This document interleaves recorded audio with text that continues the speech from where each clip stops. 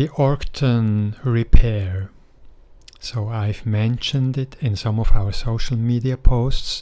The Orctan is, in my opinion, one of the best feeling male masturbators, and it can be very well integrated into domination play. But it has 4 problems that have to be solved first.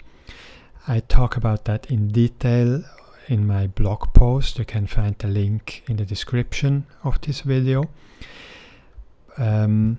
One of those problems is it only runs on battery power, and that lasts about 1 hour. Even if that is mostly long enough for you to come, but it is something that bothers you during longer sessions.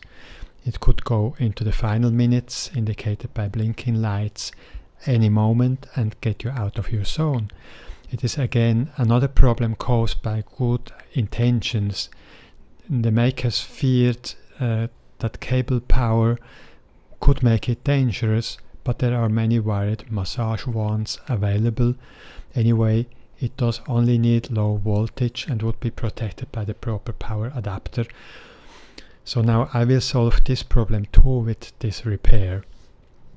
The main problem now is that the battery dies or disconnects.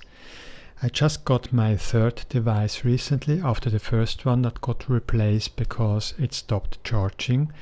The replacement stopped charging a year after that too, and the new one I bought did not even charge right from the start. So it is obvious this product has generally a quality problem.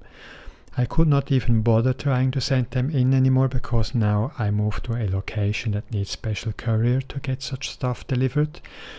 So I had to find my own solution. In short, I opened the thing up and replaced the battery with an external 7.5 volt power adapter, 1 amp or more. This solved the battery problem and the time limitation from the problem I mentioned before.